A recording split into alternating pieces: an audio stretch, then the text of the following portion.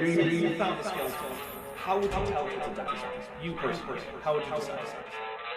Well, interesting question. I don't know. I'd have to do some research on that.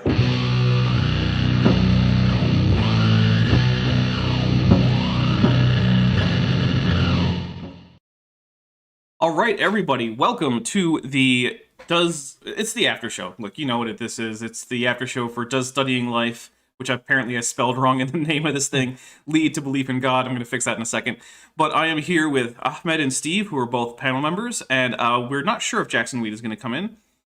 But I also want to say thank you very much. So Command Cyborg for 20 secs, which, I always appreciate when people send the secs.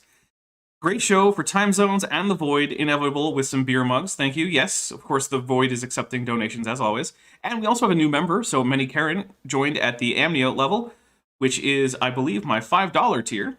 So we kind of go taxonomically closer to the Dapper Dino. So, it goes Tetrapod, Amniote, Sauropsid, Diapsid, Archosaur, and then finally, if you're a crazy person, you can actually give enough to be a dinosaur, which you shouldn't. That's way too much money. But anyway, let me edit that while I have Ahmed say hello, and then we'll have Steve say hello.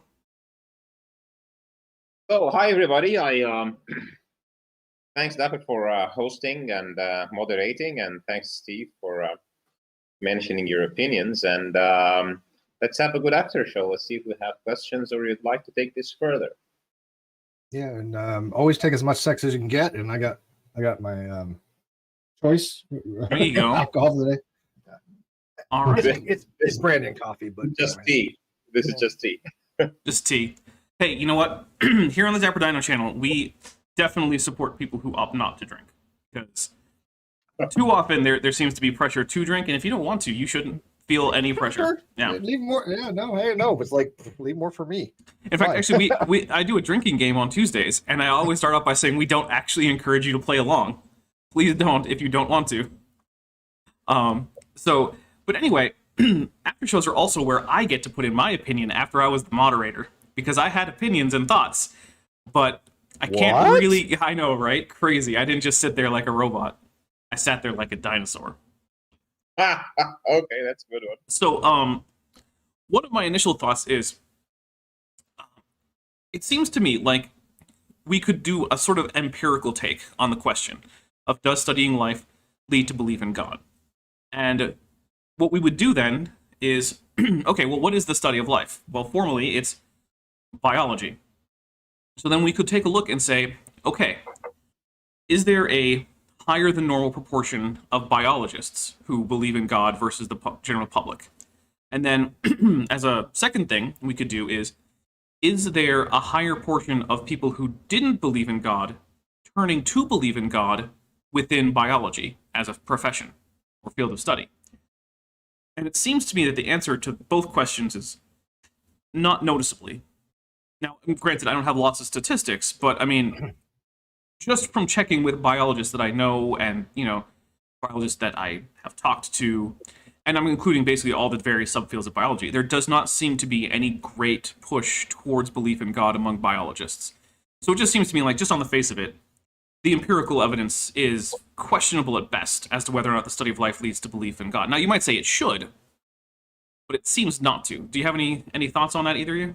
Yeah, I do. I don't see why it's even limited to biology. Obviously, as you said, there's other forms of biology that would be relevant, biochemistry, for example, but physics as well.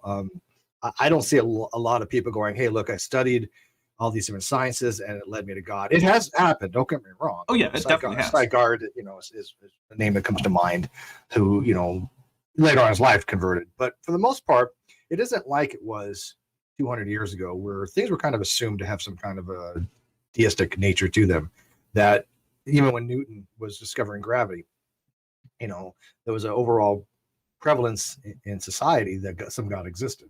This was normative. It's not necessarily the case nowadays, and I've never seen anybody really make a coherent argument to say, look, here's everything that's related to biology, and chemistry, and physics, and all these other nomological laws that we can talk about, and they have to be, come from some kind of creator. I don't see that's a conclusion.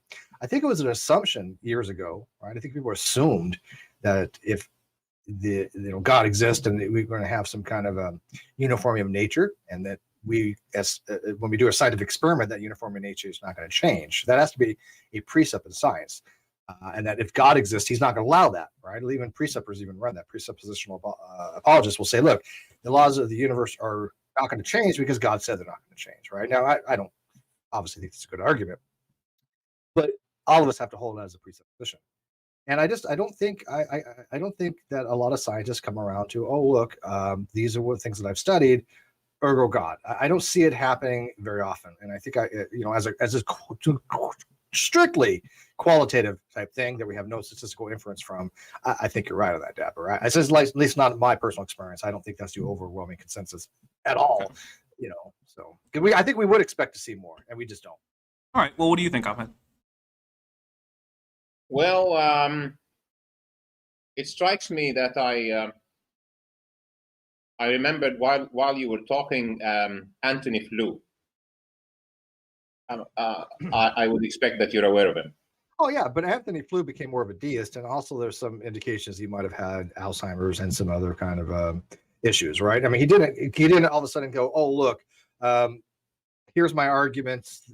I'm going to throw them all to the side, which by the way, they were bad arguments, but he didn't say, oh look, I'm a Christian now, or I'm a Muslim now. He became some kind of, at the very minimum, there might be some kind of God, deistic God, right? That's all he came to the conclusion of way longer, after, in his life. And like I said, there was some possible dimension to be had there. Not saying it's related, but Flew didn't go, oh look, this leads me to any of the Abrahamic religions. So yeah, actually, it struck me while Depp was even talking. So the guy spent his life as a strong atheist and asserting there is no God, and suddenly 2001, I think, he just, if it's not, then it's 2002. He said there is God, and his argument was the world in the way it is, after being so notoriously atheist, and after being, I think if he remained an atheist, he would have been a horseman of atheism. That's for sure.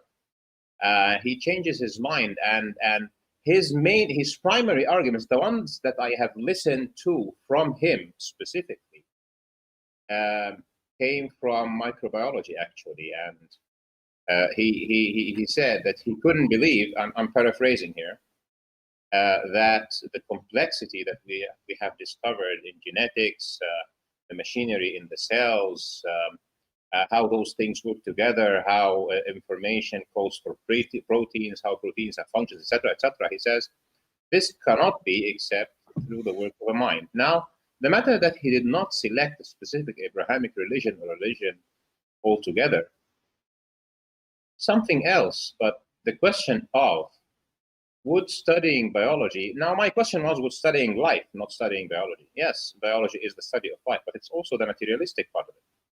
But even this person looks into the materialistic part that it was the only part that he believed in, being an atheist, and looks at the latest discovery it takes him to God, is something that grabs attention, for sure.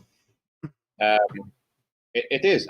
But I have to say that even people who study physics and go deep into physics, the people who really know, when you listen to an honest discussion with them, they would say, okay, the fundamental nature of reality is not known, this and that, and maybe it's a mind that is behind of all of this. They might take an agnostic position.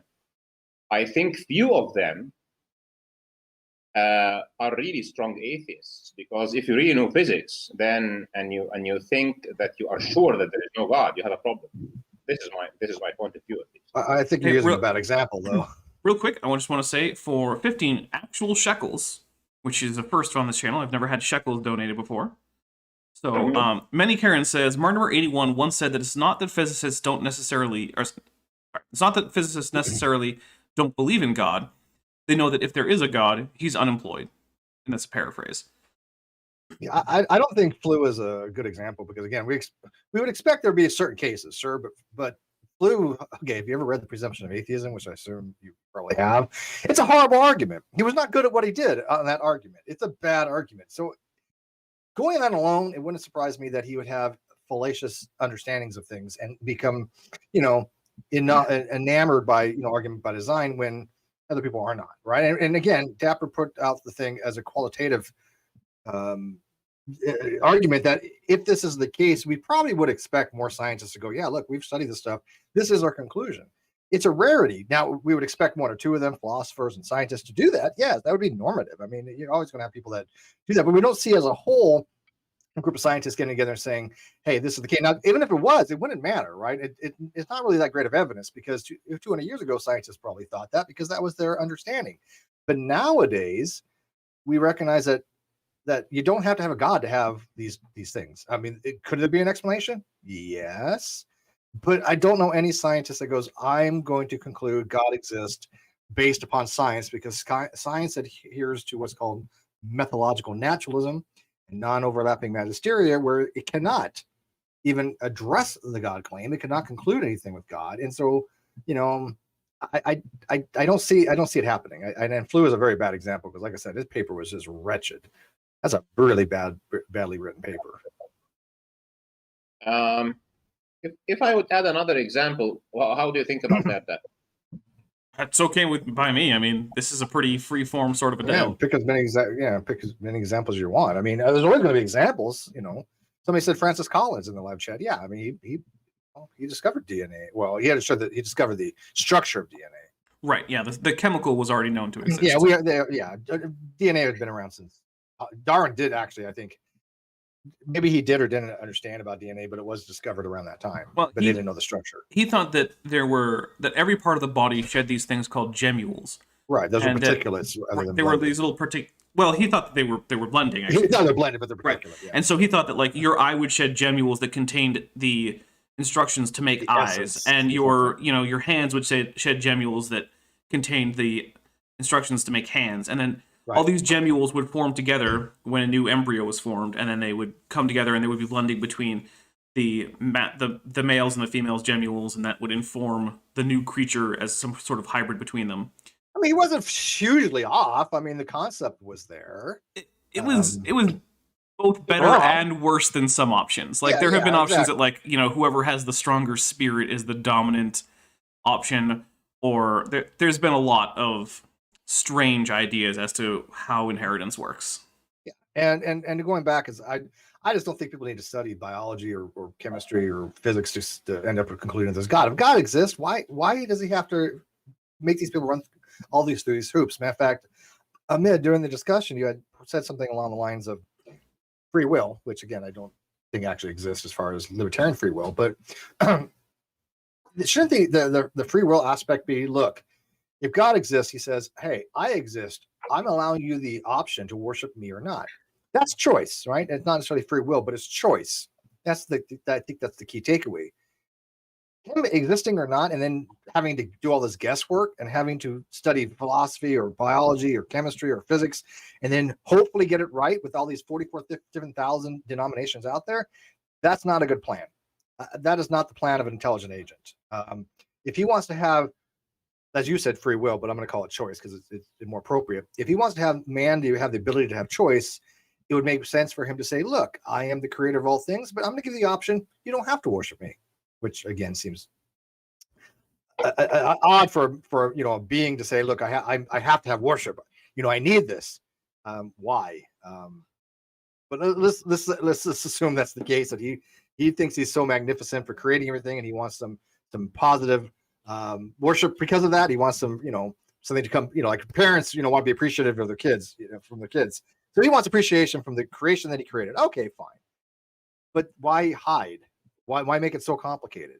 Right? That was my argument. The free will aspect of the choice argument should just be, hey, look, God exists. Okay, I now have the option to freely worship you or not. He's not giving me, as a non-resistant non-believer, that choice. What do you think about that, Ahmed? Let me tell you this. Came to me while you're talking. So let's say you make a robot dog, right? So a robot dog, Steve is an electronics engineer. Well, I'm an electronics engineer, but Steve, let's say, is an electronics engineer, and he knows software, and he creates a robot dog that he programs to love him Too much. So much.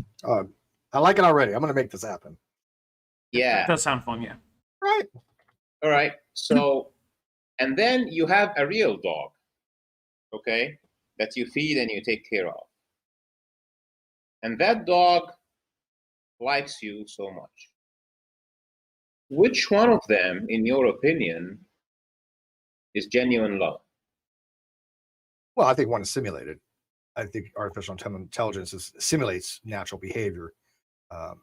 So, I mean, I think love is based upon actual biology, chemical, oxytocin,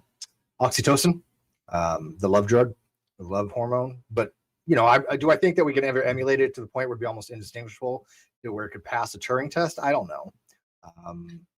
So I'm using the dog so that we don't need to go to the Turing test. But the point here is, you know that you have programmed the dog to love you or to behave like he loves you. You're taking away choice, haven't you? Yeah, because it's a robot, and you know that all his behavior is a direct reflection to what you have programmed him to do. But you know that your real dog is loving you in gratitude to his appreciation to you feeding him and taking care of him and raising him, and that the dog in the street or the stray dog or the wild dog doesn't love you as much or doesn't care about you because he doesn't have this gratitude to it. But he doesn't worship you. Well, in all those cases, I think one of the important distinctions there is that the real dogs, in each case, know that you're there. They know you exist. They can smell you. They can see you. They can touch you. So there isn't really an option where the dog has to sit and say, now, do I believe that my master exists? Because, Right. I mean, there are two dogs here. I mean, they can see me.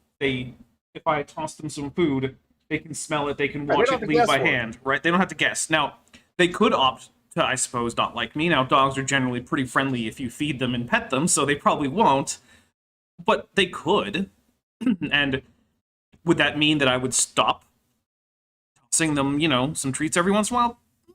It might happen less, but probably wouldn't stop it altogether. Yeah, so the point was not actually comparing the real dog that you have with the other dog that you don't have, but it's comparing the real dog that you have versus the robotic dog that you have. Now, God creates angels and creates animals and creates all sorts of life. And according to scripture, to my scripture at least, those have taken a conscious choice to involuntarily obey and worship. So they are programmed. They're like robots. Yes, they're not like robots from our perspective, but from the perspective of worship, which summarizes in obeying orders and manifesting in life the behaviors that they should. So when a dog is merciful to its puppy, or an elephant to its, I don't know, cub, or I don't know what a little elephant would be called. I think it's usually a calf, like a baby cow. Cow, yeah. So this is programmed mercy. When a lion eats a gazelle, it's like not brutality. It's not an evil lion. It's just the rules that are given to them. But when a human being has mercy towards somebody who is in need, or is brutal towards somebody who is weak, then this is behavior that is worth commendation and behavior that is, worth disgust. Obviously, the mercy is the one that is positive, and the other one is the negative one. So, if God wants to, at the end, bring to His presence creatures that deserve it, they will not be the robots. They will be the creatures that have taken a conscious choice, if you'd like to say, to be merciful. And then they will be worthy of being in the presence of the merciful. And those who have taken a choice to be the other way around, they will be shunned away. Now, there is pre to that, because He has given us mind that is capable of choosing to accept evidence and to accept what from His perspective is clear, to start by believing. He would condemn those who don't believe as deniers. This is what He says. And He sets the rules. I accept that those rules are fine because I see the evidence clear to me. And at the end, we will stand in front of him, and you will have to present, everybody will have to present the case that, number one, the evidence was not clear or not, and number two, that having known God, why haven't you been merciful when I asked you to be, and why have you been brutal when I asked you not to be? Yeah, that's All not right. And this mercy. is That's us not a here. mercy. Well, hold on a merciful second. deity. Hold on a second, guys, because in keeping with my general priorities for after shows, which goes panel members, then creationists, then people who are neither, I have had in another creationist because, my channel is generally predominated by people who are anti-creationists, so I wanted to make sure that we get as many dissenting voices. So now we have Otangelo, who is here from a Christian perspective. And Otangelo, I would like to first ask you what you thought of the discussion, because I know that you were there for at least most of it. I saw you in the chat for a whole bunch of it. Yes, hello guys. Can you hear me? I can. Yeah. Okay. Well, I was actually not listening much to the discussion between the panelists, but I was more engaged in the side chat. So, on top of my head, I hear that it was discussed about orientation of birds, how they can orient themselves, and they use very sophisticated mechanisms, which I think science doesn't yet understand how they can orient themselves with. I think there is something with magnetism or so going on, and I don't think science yet has a fully grasp or understanding of how it works. And before that, you actually can say something about origins and how it could have developed these very advanced features. You need actually first to understand how they work. As long as this has not been fully explained, it makes not much sense to talk about any kind of possible mechanism that has produced these features. Okay, now that's a little confusing to me, because you said until we want to address origins, we have to know exactly how it works. But I could adequately explain the origin of most things that I don't understand how they work. For instance, if you ask me, okay, what is the origin of, say, could you adequately explain the origin of, say, my computer? I could. I don't actually know how all of it works. I know how some of it works, but certainly not all of it. And while there's a very different explanation as to where the origin of living things come from, the fact that I don't necessarily have every answer about, say, how a bird can manage to see the magnetic, field of the Earth, that doesn't therefore mean that I don't know where birds came from. That doesn't follow, right? I don't have to understand everything about something in order to know where it came from. In You have a fact, general idea. right. So, for instance, even if you present me with something that we know very well where it comes from, like, say, a piece of quartz, right?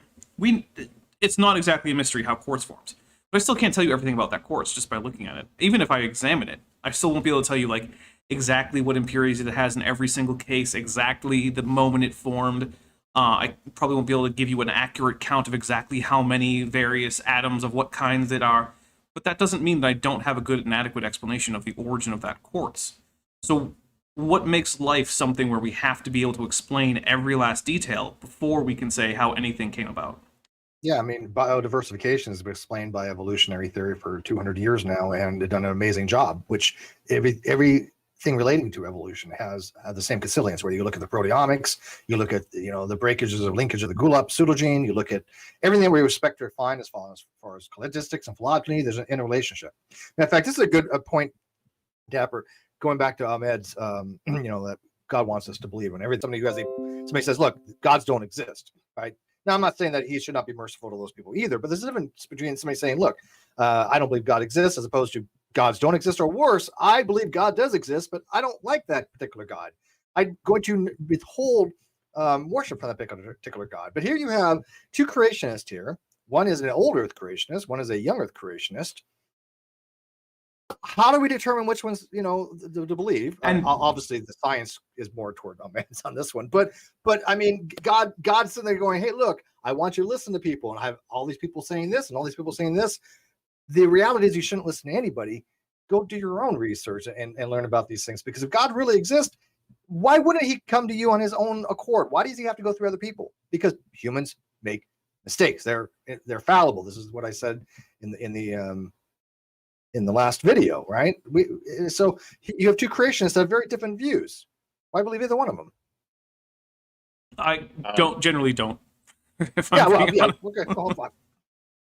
Well, No- I think no that offense, in guys. regards of origins, even if we have a different view in regards of the identity of God and the Creator, Muslims and Christians and Jews have very similar explanations, which is actually a creator mind, which is a necessary being at the bottom of reality, which instantiated everything, starting from the universe to life and to biodiversity. So in this regard, I and Amit, we are in agreement.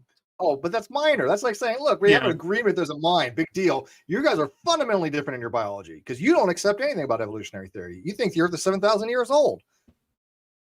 So I I- agree on that. Wait, I Ahmed. like- Wait. Ahmed agrees. Wait, you're not young Earth creationist, Ahmed. No, I'm an old Earth Right. creationist. Okay. But I have to agree actually with Otangelo. Otangelo, do I pronounce that correctly? Otangelo. Otangelo. So yeah.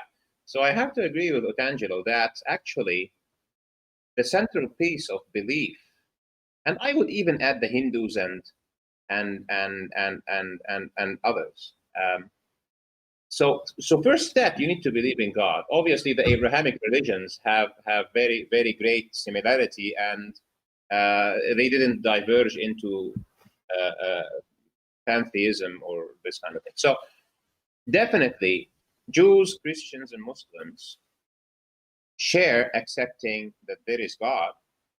Even Christians that are Trinitarians have those explanations, but at the end, God is one. They would say there are different manifestations or whatever. And at the end of the day, whether God has chosen to create the earth 7,000 years ago and made it look like it has been 4.6 billion years ago, or he actually created it 4.6 billion years ago, or something else that we do not know, is not central to accepting God. And a Christian who's a young earth creationist and an old earth creationist Christian pray to God at the end of the day. You don't see a problem with this, Ahmed? I need to interrupt you, but you don't see the fundamental problem that you're saying is this: as long as you reach the conclusion, it doesn't matter how you got there, even if you got there by fallacious means. That's not an honest God. I know flat out the Earth is not 7,000 years old. That's completely wrong. Young creationism, we all, except for Antangelo, we understand that's to be nonsense. Okay, Yeah, we get it's that, on right? the same level as the flat Earth. It's completely ridiculous. It's completely nonsensical. But if God is saying, "Hey, look, Antangelo is the one that has the truth," but Ahmed doesn't, how am I supposed to differentiate other than look at the evidence, which I don't see for either one of you? But you're saying it doesn't matter. Pick, as long as both of you guys agree there's a God. If you agree there's a God, it doesn't matter whether you have fallacious means or not. If Antangelo believes there's a God, but he got there by believing such absolute ridiculous nonsense like young creationism, how is that a rational God? That deity is not rational. If that's the case, if that's all right, hey, real quick, guys. I wanted to get a couple things in here. One is we have a new channel member, which I'm hoping that I'm about to pronounce right, and I suspect I'm not. So please yell at me in the chat if I get it wrong. But I'm going to go with Heket, Hekettete. So, okay, here's the thing about the Latin alphabet. I never really know what language it's coming from.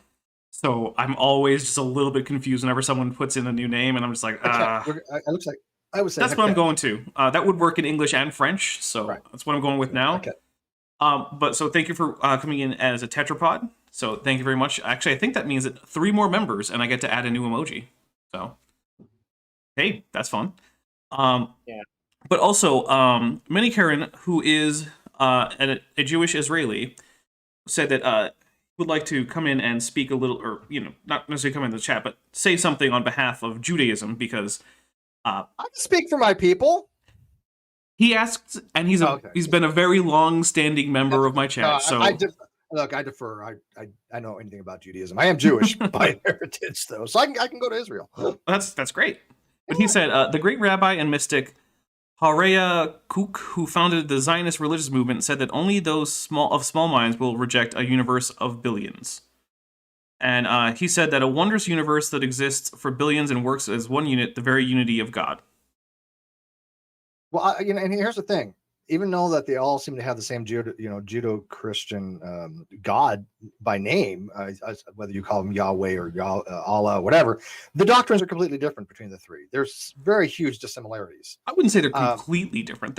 There are some things they can all agree The on. only thing they really have in common is they believe in a single monotheistic being that is the supreme being. Other than that, there's some of them that more tend to hedonism and monolatry and things of that nature. But the doctrine, as far as what you need to do, Christians, Islam, Jewish, all worship differently. All right. Well, I think Ahmed would like to come in with a rebuttal. And by the way, this is not a discussion I typically have on my channel. I was asked very nicely by Finding Truth here, who he and I get along famously, as far as I'm concerned. So I'm bending my own rules. Finding Truth, yeah, no, I mean he engages. I respect that. So go ahead. So yeah, I just want to comment first on what Steve said, that what I was saying, and maybe what Otangelo would also agree upon, is that God will not judge you and will not condemn you if you come to him on Judgment Day as a young earth creationist or as an old earth creationist. This is not the point. Now, if you are a person who believes in God, but you have an error in explaining Genesis, or in explaining the Quran, or in explaining Gospel, or in explaining Psalms, you believe in God and you have used your best effort to understand a sign in his book, and you have put that sign, in your opinion, at a higher level of priority or precedence, even versus mainstream science, God is not going to condemn you on that. So this is number one.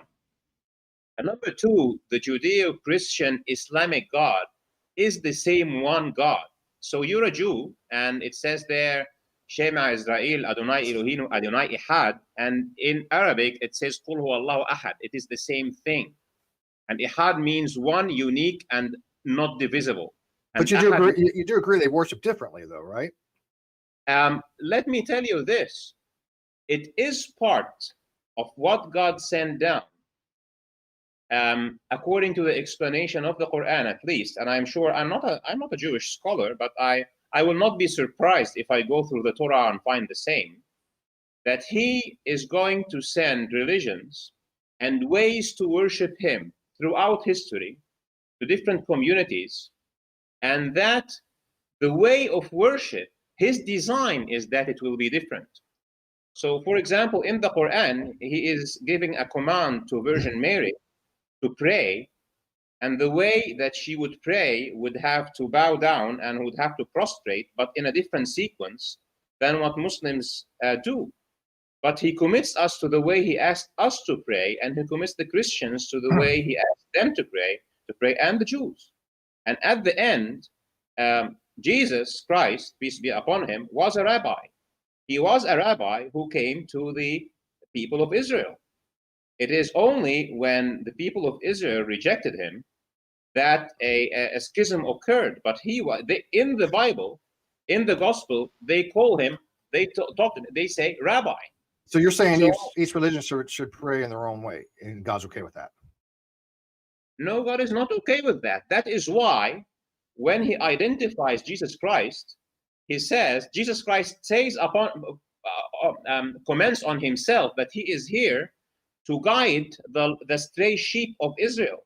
So when a community that has received a religion goes astray or is worshiping God not the exact way that God wants them to worship him, he sends a new messenger, and a new messenger, and a new messenger, a new prophet, one after one. So you wouldn't be upset? I would like to answer to Ahmed. Can I have? Yeah, let me say one sec. I promise you completely yours. You're saying, though, you wouldn't be upset if you die and you go in front of God and God say, hey, look, man, your entire life, you got this crap wrong. You did all these things you didn't have to do. The Jewish people had it right. You should have listened to them. You're not going to feel a little slighted? Now be honest. The way that the Jewish people worship God is documented in the Quran, and it is accepted that they are worshiping God according to their scripture. The question is, why wouldn't they move to Islam if they see that it is evident? But This you is found then out, but you're finding out Islam is wrong. God has told you, you die. God says, look, man, the Jews had it right all along. You didn't worship the way they worshipped. Why you wasted all this effort doing things that you never had to do? You're not going to feel a little bitter about that? I will give you something that maybe even Otangelo, and I would really like to listen to his comment on that. In a surah in the Quran called Surah Al-Ma'idah, the table, because it describes a certain dinner that Jesus had with his disciples on that table that was brought down from heaven. And at the end of the surah, there is a conversation documented by God that is going to take place between God and Jesus on Judgment Day. And of course, the Islamic faith is that Jesus is a prophet. And God asks Jesus, have you told people to worship you and your mother? And he said, I only told them what you told me, that they should worship God. And then Jesus appeals to God and tells him, if you want to torture them, they are your slaves. And if you want to forgive them, you are the most merciful.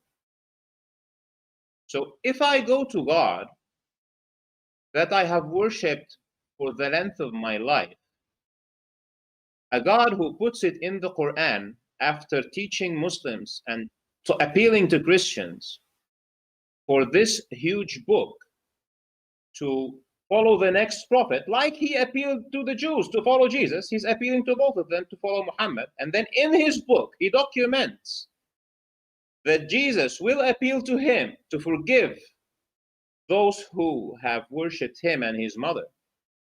This is the kind of merciful God that I would think, if I go to him as a Muslim, maybe I'm in the wrong sect of Islam. Maybe I should have taken care of this and that. Maybe even I should have had a different position versus Jesus Christ. This is the kind of a merciful God I'm going to meet. But I accepted him. I am worshiping him based on Islam because I think Islam is his religion. All right, I think. So I don't have this worry. I don't have this worry, Steve. I'm not worried about that. Let's see what Otangelo had, and then I think there's a couple things from Many Karen that I want to put in there. Otangelo, actually, you know, real quick before it goes away, I'm just gonna say these quick things from Many, and then we'll go to Otangelo. So he says there are resemblances between Judaism and Islam. Jews are allowed, and he later clarified, according to Jewish law, to enter mosques and are allowed to pray a Jewish prayer there. Entering a church is idolatry. And he says that my favorite version of Judaism says, believe or not, believe or don't, your call, but we will not promise you rewards. There are no gifts. Who knows what souls are or the world after this one? Only God. So that was a little more input from one of our Israeli Jewish friends, who again never seen shekels. I had to double check the symbol because I wasn't sure what the symbol was for shekel. So that was a new one for me. But anyway, Otangelo, go ahead, and then I might, after you're done, or I cut you off if you ramble too much, I might redirect this a little bit because I think we're going a little bit far away from the topic of the actual discussion. Yeah, I think that Steve is right. Of course, in the end of the day, the end goal is that we have and find the truth. And if the Christian God and Christ is the one which he revealed to be in the Bible, which is the Son of God, and he said, I am the way, the truth, and life. Nobody comes to the Father than through me. And the Muslims reject Christ as the Messiah, as the Savior, then of course they will end up in the Christian hell. And the Muslims, they say that if we don't worship Allah and instead worship Christ, which supposed to their narrative is not the Son of God and he is not God, then we will end up in the Muslim hell. So of course these are contrary assertions, and either one or the other is true. Both cannot be true. But another topic in regards of evolution, if evolution actually is true and explains and is the explanation of biodiversity, then we still can somehow, as older first and theistic evolutionists do, believe in God. But if evolution actually is not true, then atheists, they have lost their main crutch in order to sustain naturalism. And then they have absolutely nothing left to actually support the naturalistic view that there is no God. Because I don't see naturalists have any explanation whatsoever in regards of any of the other relevant questions in regards of origins. That starts with the cause of the universe, the laws of physics, fine-tuning of the universe, the origin of life, consciousness, moral values. I have never seen any atheist providing any concise and plausible explanation whatsoever based on naturalism. And if we remove evolution as well, then they have absolutely nothing left. All right, And I think this is a problem for atheists. real quick, for another 15 shekels, Many Karen says, there, you've seen it twice, NIS, New Israeli Shekel, or Shekel. Thank you very much for the total of 30 shekels so far. That's what Judas got, isn't it? Yeah, 30 shekel. Well, I think it was 30 silver pieces, and the thing is, given that it was during the Roman occupation, it was probably more likely Roman coins than it was like Jewish temple money, because that was basically only used in the temple. But anyway, yeah. So interesting point though. Atheism does not entail naturalism. Naturalism entails atheism. The converse doesn't hold. So I mean, you could be a non-naturalist and still be an atheist, right? The atheist is a proposition of God existing. It's nothing to do whether things are natural or non-natural, physicalism, materialism. Completely different subject. You can believe in ghosts and goblins and demons, all without believing in God. And here's the thing, though. Let's assume that what we understand for the theory of biology, for theory of evolution, is incorrect. Something would have to replace that as a theory. And if that ever happens, we'll get a better theory. And things are modified all the time. Relativity, we know, doesn't work with quantum mechanics very well. We'll have quantum loop gravity. We'll have some other or modified Einsteinian equations, right? We'll have something that will be new and innovative based upon prior observations. Never in history of mankind has any scientific theory been falsified. Now, I'm not talking about ancient stuff. We're talking about a modern scientific theory. No scientific theory has been shown to be incorrect. It has been shown that they might need some modifications because it doesn't play well with other theories.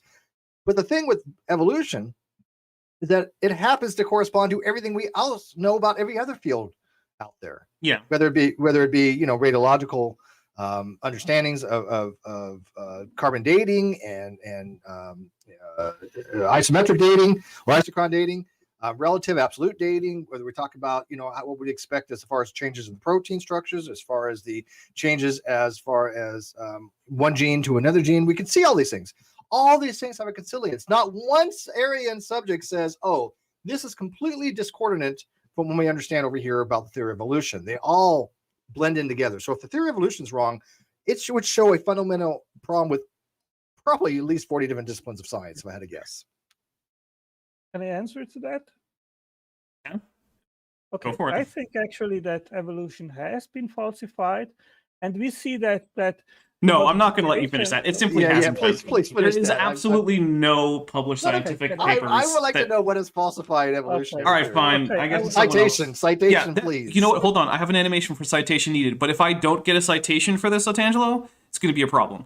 You need to have a citation. Well, I can give you citations, or I can give you actually, rather than what creationists usually do, is giving arguments why evolution doesn't actually explain biodiversity. I can give you an alternative, and that's not your claim, though. Better. Okay, your claim is evolution has been falsified. Please show me the publication that falsified evolution. Yes. Okay, I'll give you that. Just a minute. Okay, I have a search bar ready to type in the name of the paper that you give me. I'm so excited. This is going to be great. Poor Jackson, he's going to hate this, missing this. Look, his entire field of study is about to be just completely obliterated, and he doesn't know. He doesn't even know it.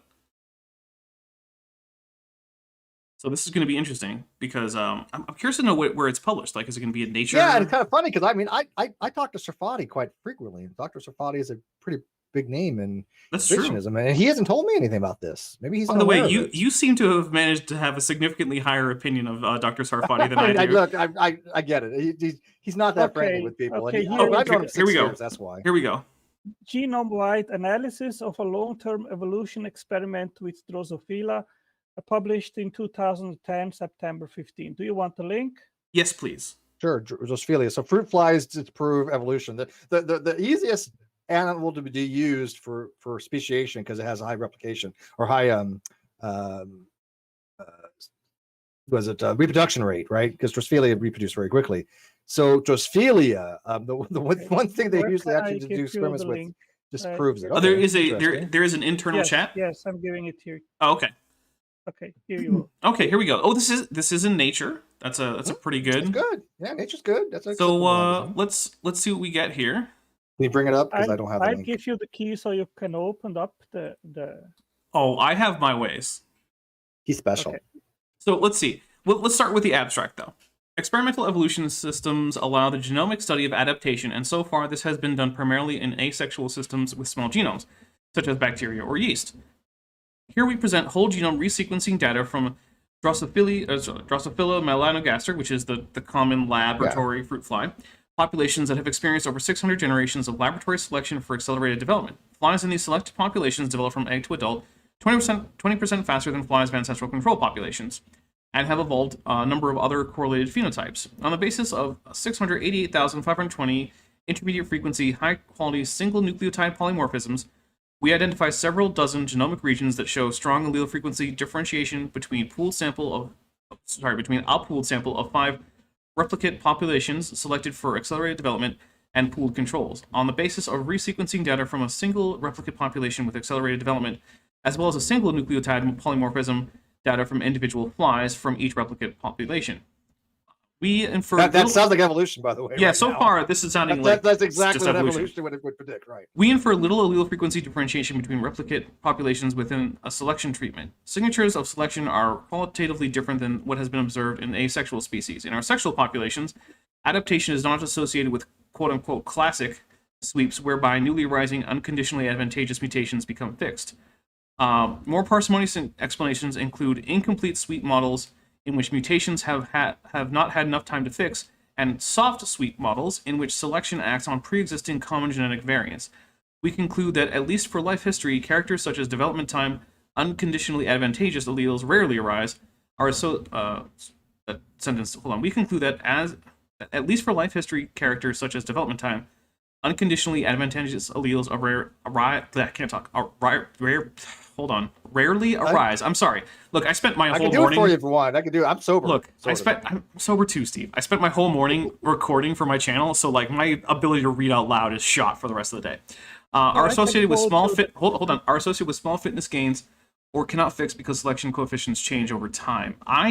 So you're saying that this paper, which uses evolutionary mechanisms and has evolutionary changes and verified it via actual mapping of the genome, because evolution is in fact a variation in allele frequency over time, falsifies evolution. The only conclusion I can come to is either you don't know what falsify means or you don't know what evolution means. I can actually quote you the relevant part, which in my understanding leads to that, okay?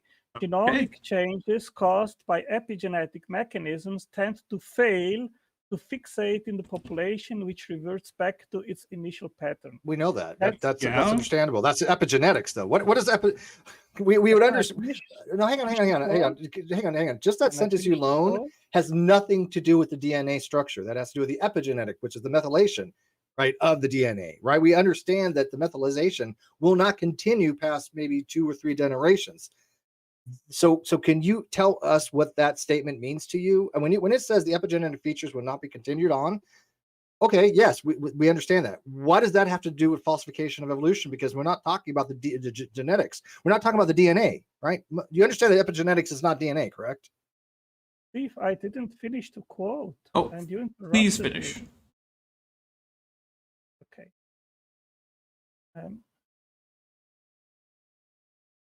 That's not all that doesn't fixate. Despite decades of sustained selection in relatively small sexually reproducing laboratory populations, selection did not lead to the fixation of newly arising unconditionally advantageous alleles. This is notable because in wild populations, we expect the strength of natural selection to be less intense and the environment unlikely to remain constant for 600 generations. Consequently, the probability of fixation in wild populations should be even lower than its likelihood in these experiments. So I Okay. think this is Okay, pretty and what clear. does that mean as far as what is it? Okay, you know what a selective sweep is? No. Okay, do you know what Hold- fixation means? Okay, that's a good question. Yeah, that's when the allele is fixed in the population. What does what- that mean? There's types of selective sweeps when a beneficial mutation will fixate in the Okay. population, right? Okay, yeah, okay. Okay, so if you have positive selection for a beneficial mutation, because many mutations are beneficial or deleterious or neutral with respect to the environment. If the environment changes, a beneficial mutation may become a non-beneficial mutation or may become a deleterious mutation. So a selective sweep is my understanding, because I'm not a geneticist, but so if you're out there and you're a genetic guy, please. But a selective sweep would be if you have a beneficial allele that in the population gets fixated over a period of time in that population, right? But epigenetics is not alleles. Epigenetics is above the DNA. It has to do with a methyl group that's attached at some point on the DNA structure. Those methyl groups through demethylation get removed occasionally. They're added and removed all the time, right? So why would we expect for a methyl group to be fixated in a population when we know that the epigenetics of methylation and demethylation will change these features on the epigenetic structure of DNA constantly? Why would they be expected to be fixed? Because I'm not understanding why you think this falsifies evolution.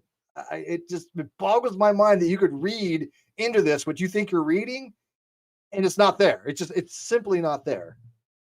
Well, I was actually coming to this, Steve, and I think that Werner Arber, he's a Nobel Prize winner in physiology of medicine, and he brought it to the point precisely what I agree with. That is, the deeper we penetrate in the studies of genetic exchange, the more we discover a multitude of mechanisms involved in human genetics that falsify the mutation plus natural selection core of macroevolution. But this is not your claim. You're claiming that paper falsified evolution. No. That is what Werner Arber has said. Okay, but what about Burke, evolution. Dunham, Sharistani, Thornton, Rose, and Long? Those are the people who you cited right now. Yep. Here's the thing, Tangelo. I had you on here, and quite frequently you make claims that are directly contradicted to your face, and you retreat to a different claim. I don't want that. You said this paper right here, this one, by again, Burke, Dunham, Sharistani, Thornton, Rose, and Long, falsifies the theory of evolution. And I quoted the relevant part, which precisely backs up what I said, and I can quote it again if you want. All you said was the majority. I don't think I misunderstood what I did quote here. Did I? Yes. Yes, you absolutely without did. question, without absolute question. So I will quote again, and then you explain precisely what I misunderstood. Tangelo, again, I am not a genetics person, but I did take biology. It's been a long time since I've talked about this kind of stuff, but I do remember some things. How, and I mean this very sincerely, how is it you, who have no understanding of biology, always talks about these things, and yet you don't even know what a selective sweep is, and yet you're thinking this paper has falsified evolution when it's talking about a soft sweep? So because I don't know what the sweep is, means you don't understand. Exactly. I don't understand evolution. Wow. No. You don't. No. What do you actually Okay, know? hold up. I'm going to start muting people. Hey, I'm going to start muting people. I'm going to start muting people if we keep going like this, guys. Tangelo, what I said was you don't have the necessary. Well, I didn't say this explicitly, but I'll be explicit. You don't have the necessary preconditions to understand the papers you are reading. How do you? You've demonstrated it. No, I didn't. No, I didn't. I'm gonna mute a couple of people here for a second. And here's what I'm gonna say, Tangelo. This paper was investigating the differences between the selection pressures in sexually reproducing organisms versus primarily asexual organisms, and it is highlighting the fact that in sexually selected organisms, strong selection pressure can mean that persistent morphologies or phenotypes can be strongly correlated with persistent epigenetic characters, more so than with asexually reproducing organisms, and that complete fixation of alleles to do with developmental, ontogeny, basically, are slower to fix in sexually reproducing organisms than asexually reproducing organisms. The fact that you don't even know what they're trying to do basically means that, as far as I can tell, you might as well have tried to cite a paper in ancient Egyptian hieroglyphics, because you don't know what's happening in this paper. Yeah, Dapper, though, the paper's not even about epigenetics, so that's what I was asking about. Well, it's not about it. SNPs, about SNPs. Right. But, Chancellor, you're going to have to unmute yourself, buddy. Sorry. I mean, this is literally talking about fixations of SNPs. So I don't even understand where the whole epigenetic thing came into. I mean, well, they did mention epigenetics as one of the mechanisms for the persistence of the early development. Right. Okay. So fine. Yeah. So that's what this paper is about. But Otangelo, you've demonstrated that you don't even know what the point of the study was. Why should I take it? And also, do you honestly think that if I called up any of these authors, or if I contacted them for there's a contact point on most papers, right? You think if I contacted that person, that they would agree with you that their paper falsified the basic theory of all of evolution, a theory which has been as well supported as the globe Earth in terms, I want to really make sure that everyone gets this clear. The only difference between believing in a flat Earth and a young Earth is how long we've known that you're wrong. Yeah, I agree. Oh, and also how much funding you have behind you. Yeah. But that's it. They're not more reasonable. And it's similar in saying that evolution didn't happen. Even if our modern understanding is wrong, it's wrong in the same way that, say, we know Einsteinian, general relativity is quote-unquote wrong. Whatever we come up with to harmonize the standard model of quantum physics and Einsteinian relativity is going to leave intact all of the, confirmed predictions of relativity. You're still going to end up, time's still going to go slower on Earth and in orbit. There's still going to be gravitational lensing around galaxy clusters. There's still going to be dark matter to account for all that extra mass. None of that's going away, guys. Yeah, even with Newtonian physics, when they recognized that Newtonian physics didn't properly account for certain perturbations and certain things that we noticed in orbits that didn't match our expectations, and the Einstein equations it didn't falsify Newtonian physics. It didn't say, look, all what we understand about Newtonian physics is wrong. It was just we realized that certain application of Newtonian physics didn't work very well on things on high gravitational fields or traveling to the speed of light. Let's get Otangelo in here. And then I want to go back to Ahmed if he has anything, because he has been on the DL for a little while, and want to make sure we get him in after Otangelo goes.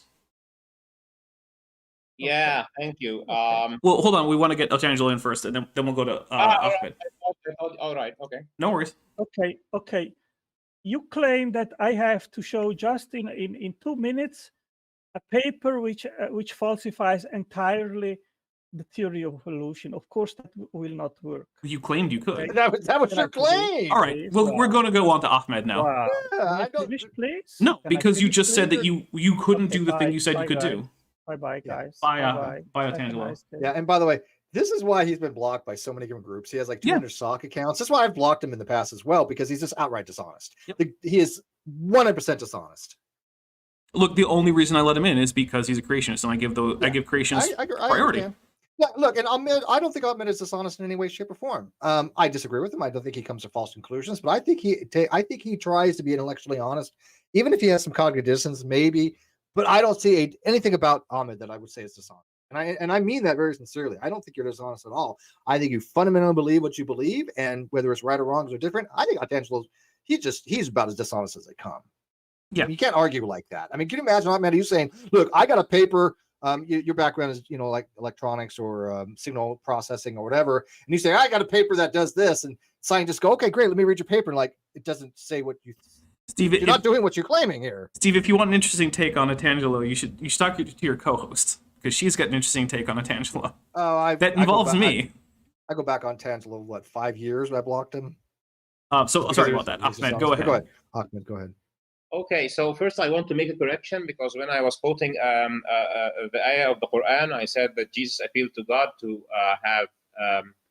forgive because he is the merciful. He actually said, to forgive because he is the most wise and the one who does not need anyone. So since you don't need worship and you're the king of everything, so maybe you can forgive them. So this is a due correction. Okay. Now the second thing is going back to what Dapper was saying in the very first thing when I gave Anthony Flew as an example. I was just about to give another biologist which biology led him to something very important. And I'm actually going, I think actually Dawkins is a zoologist, not a biologist, but somebody who has been very vocal about his beliefs.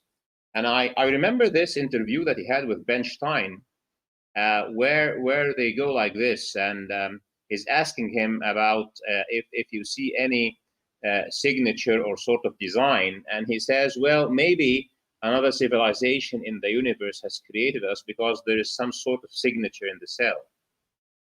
But he totally rejects that this is a creation of a divinity. Now, okay, well, that's a little quote mining there. Right, you're aware that interview was dishonestly edited, right? Right, exactly. I don't know if it was dishonestly edited. No, it was. It's been very conclusively shown. Well documented. So what actually happened was that Ben Stein asked Richard Dawkins that if there were any kind of situation in which he could see a reasonable conclusion of intelligent design in Earth life, how would it come about? And so when asked to come up with his single most reasonable option, if it were the case, which he doesn't think it is, hypothetical. Right. This is what he came up with. And then it was dishonestly cut by the editing team. I don't know how much Ben Stein is involved, so I don't want to necessarily implicate him, but he did put his stamp of approval on the movie, so you don't that get too movie much was of a pass. rated like 8 on a Rotten Tomatoes as one of the worst movies. It was of all edited time. to make it seem like Dawkins was seriously considering this as a real thing because he thought there was some real possibility of intelligent design. Dawkins does not actually see any intelligent design in life. Right.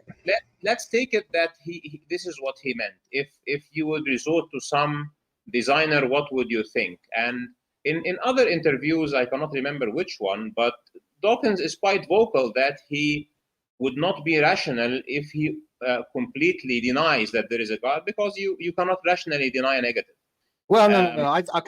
First of all, Dawkins and philosophy don't mix too well. He is a evolutionary biologist. I think his philosophy is horrid. Of course, you can rationally deny God exists. Absolutely, you can rationally do that. Now, he tries to play this middle ground. I don't know if he does it for political reasons. He does the same thing like Neil deGrasse Tyson. I'm an agnostic, and I'm actually could justify my agnosticism. I don't play games. It's his position anyway. But the point I'm making is like this: why, if you would go to a hypothetical yes or no, even, why would you pick aliens versus a divinity? This is that's easy. Yeah, that is easy.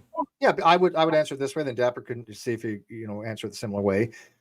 Our history has been we've experienced things that are natural. We always look for naturalistic explanations. That's what science does. We have a history of natural explanations. So if we see some kind of signature in the cell, we see something that has a signature that I look and there's a serial number on a cell or something, right?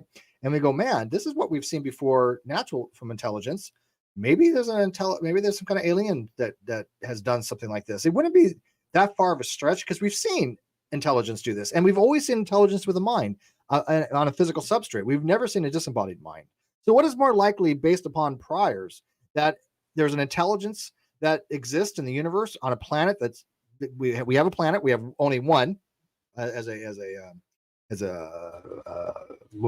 exemplar, right? I mean, clearly we have a statistical data point of only one, but we have at least one. We have never seen ever a mind independent of the body. So what is more reasonable as far as an explanation that we have a aliens or simulation theory, or we have some disembodied mind that has no explanatory power of why there's a number in a cell or a signature in the cell, right? So I think it has to do with more what's called coherentism of beliefs, that it coheres to our understanding of prior experience with naturalism. That I think it'd be more parsimonious to say, okay, there is a alien type intelligence that has material substrate, as opposed to a non-materialist intelligence that exists in some kind of disembodied place sometime in the space-time continuum somewhere outside of our own. All right. So real quick, hold on, infinite regress? real quick. So TP Seeker asked that I go over the guests because, yeah, we're about halfway through, and, well, halfway through at maximum. We might be less than, or more than that. But, yeah, so this is Ahmed, or Finding Truth, and Steve McGray. Ahmed and Steve, as well as Jackson, who couldn't make it to the after show, just had a discussion about the topic, does studying life lead to belief in God? Well, he doesn't know who I am. He doesn't know who I am. Yeah, Steve. Yeah. So I do want to give my take on the aliens thing, and it's very similar to Steve's, but it's not entirely the same. Now, I think that if you start from a non-theist position, so you don't believe that there is a God, then that means that for various reasons you find the existence of a God at least questionable, if not very unlikely, right? So if you're an atheist, you think there isn't a realistic possibility for a God. Maybe you're an atheist and you think that the gods you've been presented with you don't believe in, or you believe that they don't exist, but there might be something out there. But in both those cases, like Steve said, a physical being with a mind is something that we have a precedent for. But if you don't believe in God, it's easy to see why you would say there isn't a precedent for a miraculous intervention. However, I will say that if you do believe in a God, and I do think you can rationally believe in a God, I don't think that all theists are irrational for being so, then I do think it would be reasonable for you to think that a God would be more likely than aliens. So I can see why, if you're already a theist, then intelligent design, if it's there, makes more sense with God. That's still coherentism, right? Right.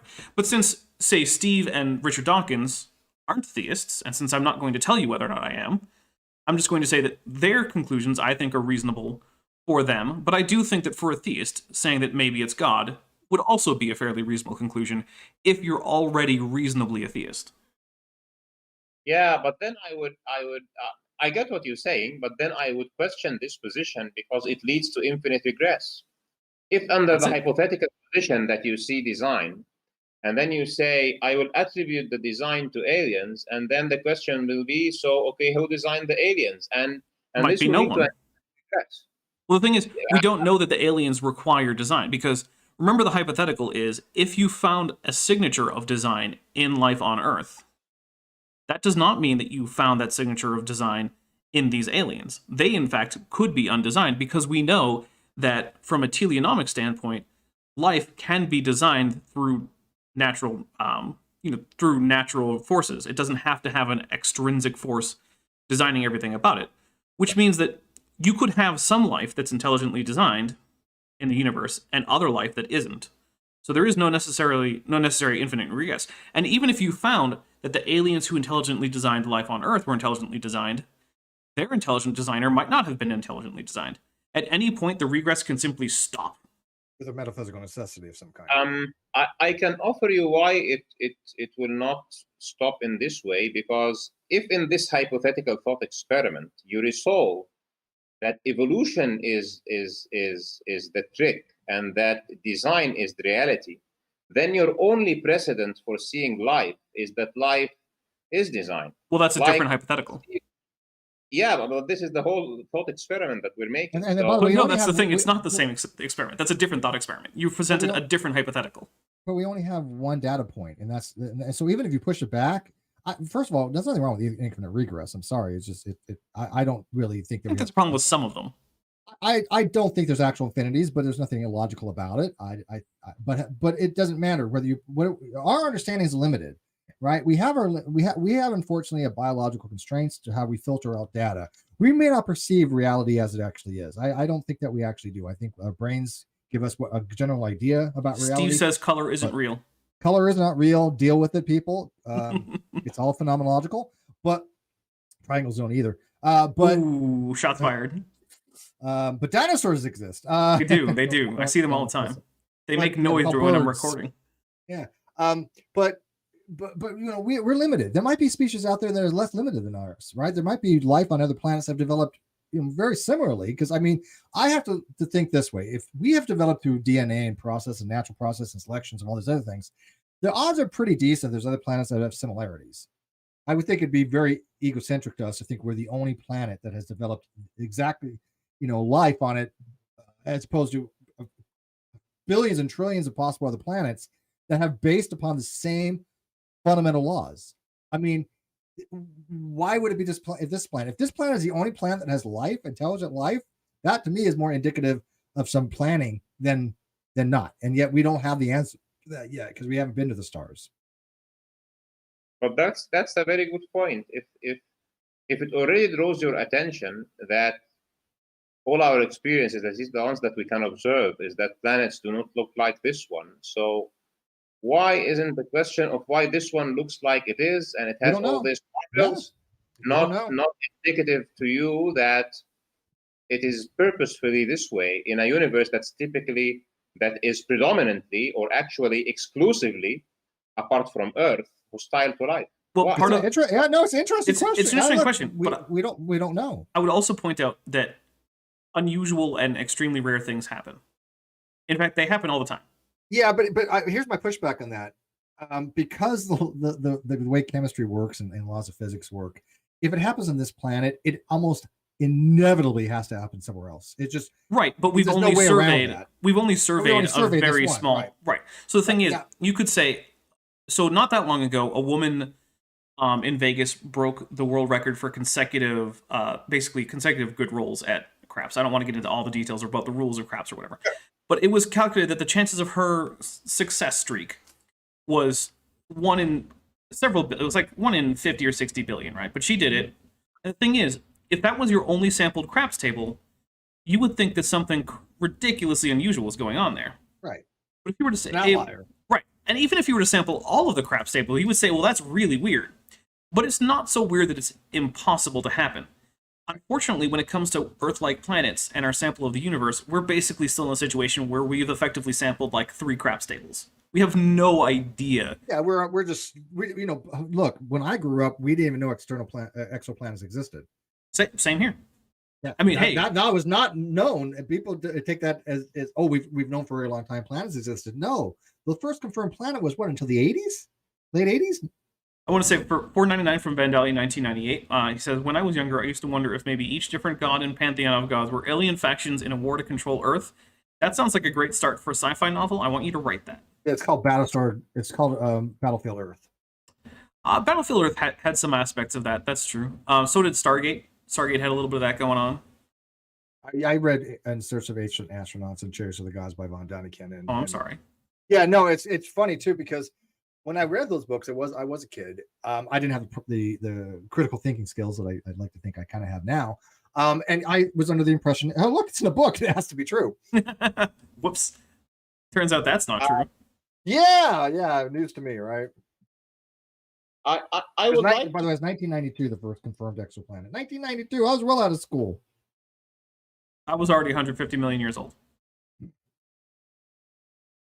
So we haven't been around for very long as far as our discovery. Now, can you imagine how many planets we might discover 1,000 years from now? And the technology is getting, amazing about and now they're going to put the James Webb Telescope out. I think in the next 50 years, it's going to be unbelievable things they discover with gravitational waves and exoplanets. And my luck is the day I die, the day after aliens come down and say, "Look, we're here all along." I'll be like, "Yeah." Missed it by that much. I'd be so pissed. So are you telling me that if we find alien life for you, because we're talking about whether life will take you to God, for you, if we have a confirmed exoplanet that has life, would that bring you closer or farther from believing in God? Further. For me, it would be neither. Honestly, I think it would be further for me. Because I think that if God the only possibility for me is that we're the only life in the entire universe, because the Brave probability works, there has to be something preventing other planets from there. I mean, there has to be a force involved to me. And so many people might argue that might be God of the gaps, and they're right. But still, it would seem so improbable out of the entire universe, which is billions of light years across, right? I mean, what's the diameter of the entire universe? Something like 90 billion light years or whatever. The odds are that that there's going to be some kind of life on other planets. I mean, it's just why would we have the same conditions here as somewhere else? Come on. I mean, it may have developed differently, obviously, but I mean, we can't think that this Earth is that special where DNA only occurs or chemical reactions only occur the way they do to form life only on this planet. I think there's a reasonable argument made that probabilistic speaking, we would expect life to exist other places. I have a slightly different take than Steve, and I think that if we discovered life right now, I think that would still mean. So for me, the whether or not planets there are other planets with life, right, and how rare it is in terms of its influence on my tendency to believe in God, in large part depends on like how common that is. So if we find out after sampling a very high fraction of potential exoplanets that, you know, out of the billions of exoplanets that we found, only one plus Earth harbor life, then I would say, okay, that's still not, that doesn't really push me either way. On the other hand, if we find that after we survey billions of exoplanets, that say thousands of them are likely to harbor life or do have confirmed life on them, then that might push me towards, that's one less thing that, you know, we really have any reason to think of Earth as special for, which it's not a logical entailment that there's no God, but it's a rhetorically, it's a bit of a rhetorical point against God, which it's not strictly logical. Also, Cheshire Vic says that aliens will bring immortality with them. So that's either something to look forward. Wait, is it like optional immortality? Can I opt to die eventually if I get bored? Do you know what the greatest evidence of alien life existing is? That they're smart enough to stay the hell away from us and haven't visited us. Proof, evidence, right there. So, do you know that we have a verse or an ayah in the Quran that does not exclude life outside of Earth? I've heard that. But is it intelligent life, or they have souls? I mean, I would argue that basically all of the verses in the Quran fail to exclude alien life. I don't think that's terribly significant, but I would like to hear it because maybe I'm wrong. Maybe it is more significant than I think it is. It's not that the Quran is trying to exclude, then it fails. It is that this ayah. Oh, I'm not saying that either. Yeah, it is that this ayah specifically can be easily understood that there is life outside of Earth. So it says this. It says, I'll say it in Arabic and then in English. ومن آياته خلق السماوات والأرض وما بث فيهما من دابة وهو على جمعهم إذا يشاء قدير. And of his signs is the creation of the heavens and the earth, and what he has spread therein of beasts. The word in Arabic is dabba. It means something that walks the earth, something that walks on ground. And he doesn't say and what he has spread in it, because it is of his signs that he has created the heavens, and the heavens includes the sky that we see, the universe, and other unseen ones, and the earth, and what he has spread in them of beasts. See, and it's saying in them. So if only on earth that there are beasts or there are animals walking the ground, he would have said in it. So this is, for me, for example, as a Muslim, if 10 years or 50 years, I don't think I'll be here in 50 years. But anyway, so if in some years there is, okay, we have using this space observatory or whatever kind of observation, we have like 90% chance that there is animal life on that other planet in Andromeda. It will not affect my faith because I will revert to that verse that talks about this. But let me tell you this also about your comments about Earth, because it is not only that Earth has life, it is also that it's not like, 3 strikes in a row or something. So you have Earth that has an iron core, you have Earth that has a magnetic field that fends off radiation. You have Earth that hence has an atmosphere because the magnetic field helps keep things there. You have Earth that has huge amounts of water. You have Earth that has the sun, which is, and it's in the Goldilocks. Right, there's a lot of the Gaia hypothesis. We understand, right? Yeah. I mean, but the Probe Planet by Hugh Ross argues the same thing. I mean, very similar. Yeah. It's so many things that But there's trillions of planets out there. You would expect we know planets have magnetic fields. We know planets have water. We know planets, are going to be formed similar. We would have a high expectation there'd be planets similar to ours. Now, why we're not finding them? Yes, it's probably because of due to limitations of our technology. It is much easier to discover gaseous planets right now because of their size than it is for small planets like us that have a more of a rocky, core. So and there is iron one thing core. I want to address about the Aya in particular, because Yeah. when I hear it, my mind immediately goes to the story of Muhammad's night journey, right?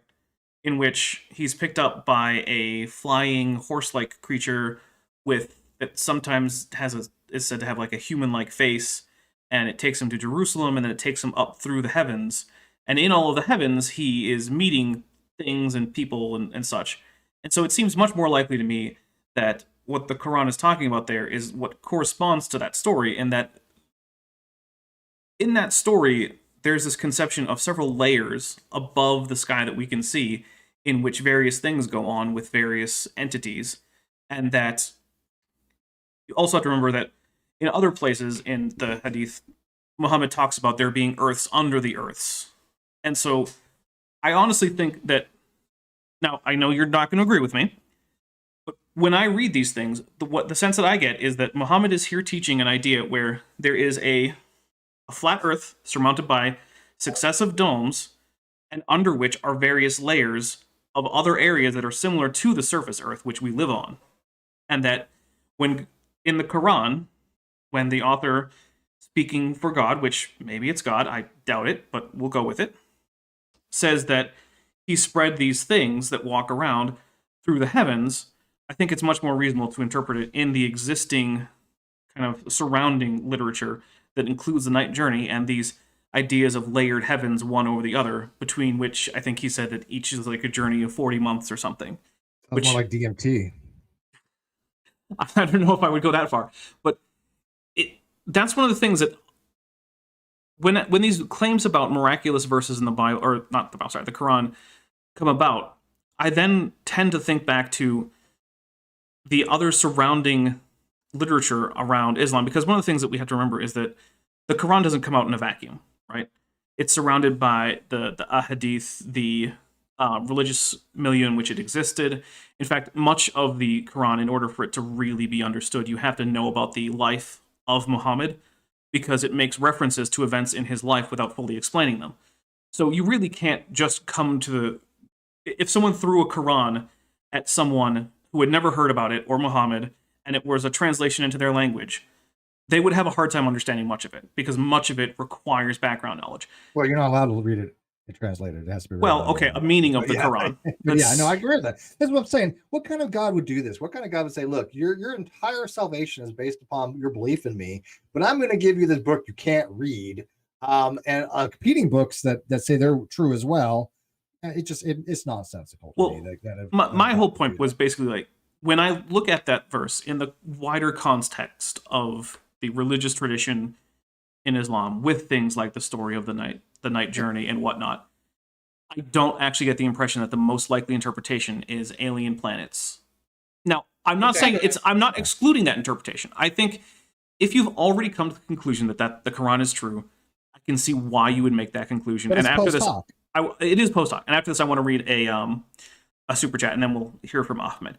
It's just that for me, once I take into account the context, I just don't see it as a very convincing, yes, alien life is out there. And the super chat is for $5 from One for Null. Sorry, Dapper, no regrets. The Fitness Gram Pacer test is a multi-stage aerobic capacity test that progressively gets more difficult as it continues. Okay. No idea what that is, but it sounds really cool. Sure. I'm too lazy to Google shit. I hope you passed. I assume that means he took it. Oh, by the way, a One for Null. What is it? I don't know. Oh, okay. But I assume you took it. But also, a One for Null is the guy who made the Dapper Dino Minecraft skin, which I am featuring as my avatar in a video series coming up. Because he sat there and he pixel by pixel made a Dapper Dino Minecraft skin, which I think is just awesome. So there's no way I wasn't going to feature it. Dapper, I'm going to be bugging out here because you're going on 90 minutes, and I've been sitting on my ass for about 3 hours now. Okay. So I want to thank you, Ahmed. Pleasure. Thank you. I will have to note this to you. I have been getting some people about you posting some stuff in the Great Debate community. I've already told them, look, we've already talked to you. As long as you do it, every so often, but you don't use the same thing. You know what I'm saying. So just be a little bit more aware of that. But they're like, you got to remove this guy. I'm like, why? At least he has conversations. This is what I want to get across to people. I'd much rather have some like Ahmed, who whether you agree with it or don't agree with it, is respectful. He wants to have a dialogue. Why alienate people you don't agree with? Because then who the hell are you going to have discussions with? Yeah. People that just an echo chamber. This is what you end up with. Having echo chambers that only have people that agree with them, like a lot of these atheist groups. I don't want that. Dapper doesn't want that. I love the fact that Dapper invites creationists on his channel, and I do the same thing for that very reason, right? I mean, we want people that have opposite viewpoints and disagree, and then see if they can civilly have a conversation. And Ahmed does that. Now, again, do we come to the same conclusions? No. And somebody might say, well, you said Ahmed is honest. Well, yeah, because I don't think he goes out of his way to be dishonest. I don't think he says, I have to lie here for my position. Tangelo does, right? And that's a huge distinction. I think it is on Tangelo's brain. He knows, oh, crap, I got caught. I have to lie here, or I have to take off because I got busted because I'm, and I've never seen Ahmed do that, ever. So, yeah. No, Thanks, Steve, for that. And, it's been great having this conversation.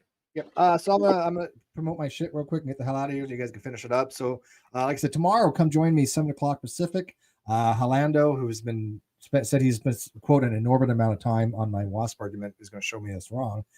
Can't wait for that. Dapper, I have sent you my actual formalized paper for the atheist symmetric collapse argument. Don't make it public, obviously. But you can tell it's a lot more formalized than I wasn't supposed to have already tweeted it. Yeah, probably not. Sorry. But I do. But it's funny. Ahmed, do you know who's actually helping me get that paper published? I heard you had it discussed with Shoaib Malik. Yes. Yeah.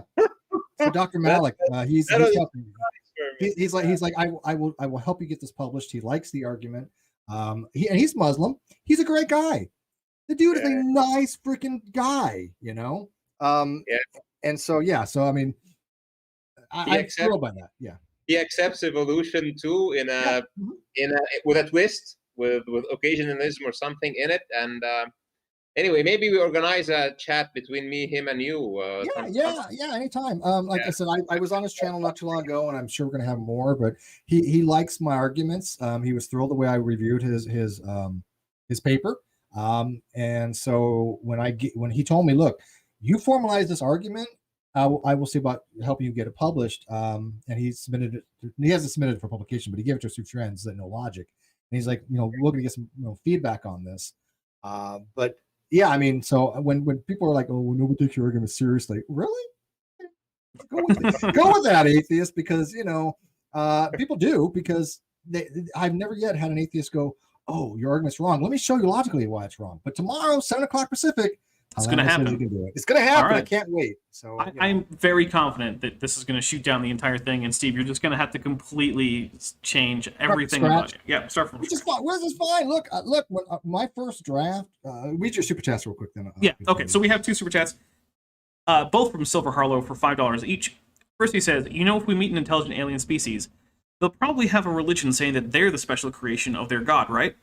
Yeah, that's certainly possible. Although heathens. One thing that would be interesting is if they had a religion that was very compatible with a particular small subset of religions on Earth. That would be interesting. Yeah, like if they were really oddly close to Mormonism, I'd be like, well, okay, that's a curious thing.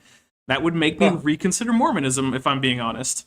And then his second super chat, also for $5, was, that was a dumb question, but you mentioned extraterrestrial life, and I was looking for an excuse to support the channel. Well, that's not a dumb question, but that's the thing, is it's actually not a dumb question, because there are options, right? Like if aliens have a religion in which they are the special guys, or they're the special boys of the universe, but it's fundamentally incompatible with all of the Earth religions. Well, that doesn't really tell you much about which religion is right, and I don't know that it would really dissuade anyone from any particular religion. But on the other hand, if the opposite came to pass, like if you read C.S. Lewis did a little sci-fi series, right, where this is back when people thought that Venus and Mars were probably inhabited, and so his main character visits these planets, and they are full of aliens who have an oddly Christian compatible religion, because of course C.S. Lewis was a Christian.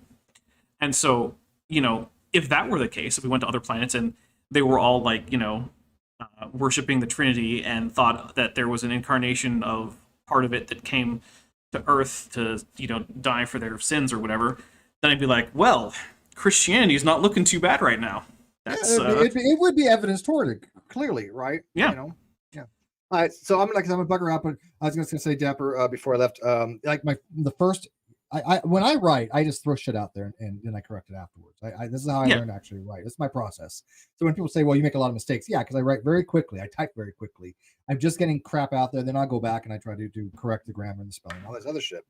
But my first draft of my argument, not my blog, which is a very short thing, but my formalized argument, the Tree Feline had read it, and she found errors in it that were actual logical errors because I put a truth when I meant false and whatever. But she understood the argument well enough to understand, oh, I think you meant this. Oh, okay. Right? That's how you know you have a good argument, right? Because somebody's following along going, yeah, your argument, boo, boo, boo, boo. Oh, I think you mean this here, and for the argument to be cogent. It makes sense, right?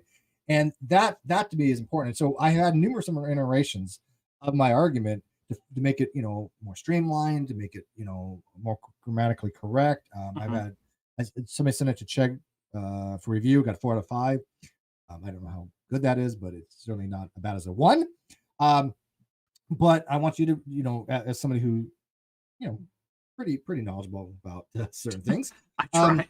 Yeah. Well, nukes, I'm sorry, but nukes, let's put it this way. Nukes can learn things pretty quickly. That's what we were trained to do. Yeah, that's Understand fair. things, process, and we were really good at that. That's one thing I will say as a skill set, to learn things very quickly, rapidly, apply them, and then forget them 2 weeks later.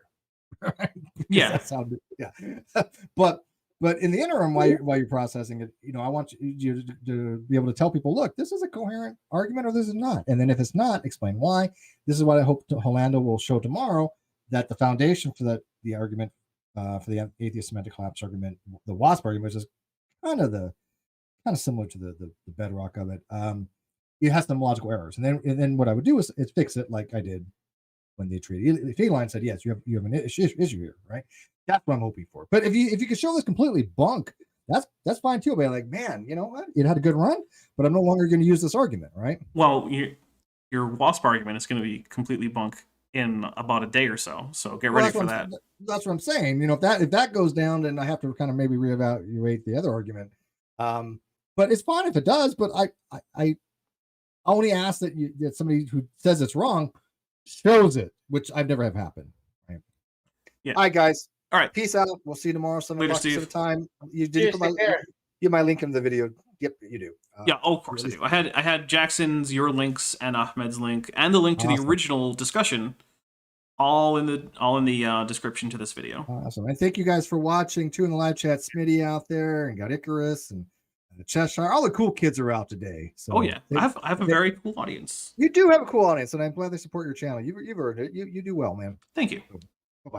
All right, later. All right, bye, Steve. So, Ahmed, I wanted to comment on what you said because it actually rings some bells there. So I would like to make a few corrections there that are important. Oh, but please. Maybe not core, but anyway. So you rightfully said, which is consistent with what I said, that the ayah itself does not necessarily mean that there are creatures on other planets. Because some exegetes would say he just summed up the earth and the heavens, and the beasts are only in the earth. And some would say, okay, the animals or the living things that he's talking about is in the heaven that we call paradise. Okay, so this is. But I'm not sure if they have got it right. I would rather conclude that there is no reason that God would make Earth the only place that has animal life. But then I would also like to comment on something else. So the point here is, if there is human-like life in the universe, it will be interesting to test the scenarios that you have actually considered, that those guys, if they are human-like, it means they have choice and they have free will. It means they, according to what we expect, they would have religion, and then we expect that they had messengers and books, and it will be very interesting. Well, that's one thing. The ayah also says something else, just to complete the argument. Yeah, fair enough. It says that those other animals there. So the second part of the ayah, it says, and he is all potent. He can. It means to gather them if when he wants, if and when he wants. It occurs to me that this gathering of them might be during the existence of this observable universe, or he is referring to hereafter.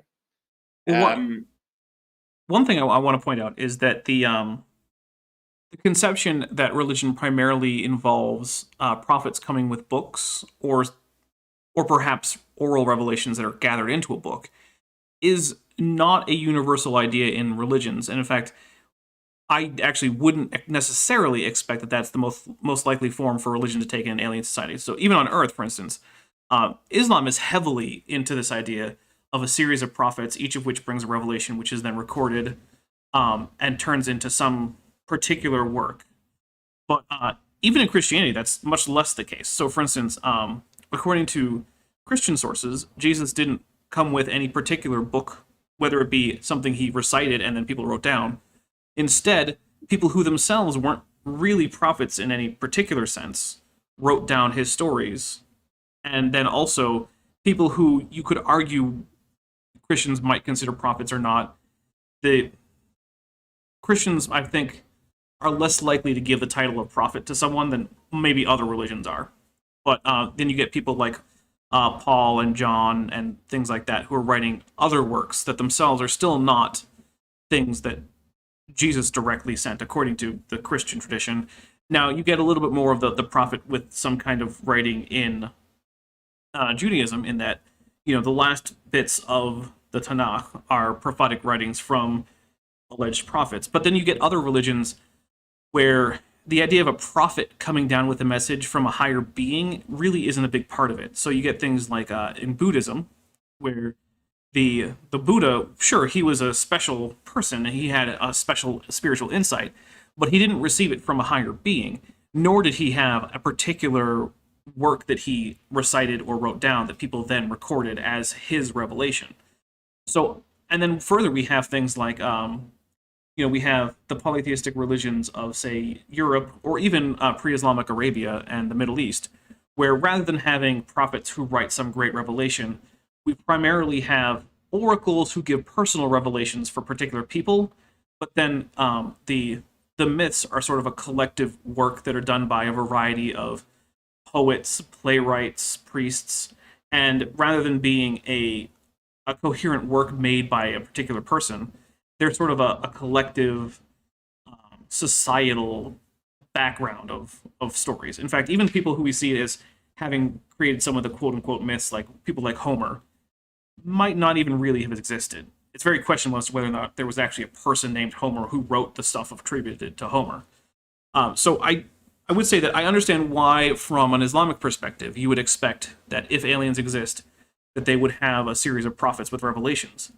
But I actually don't think... I think you would have to start from that standpoint of Islam in order to conclude that would be the most likely outcome for alien religions. Yeah, I would also like to comment on that, but to not miss some of what I wanted to comment in your notes about the possibility of alien life. So you mentioned the night trip to Jerusalem, and then the sky and the winged horse or horse-like creature.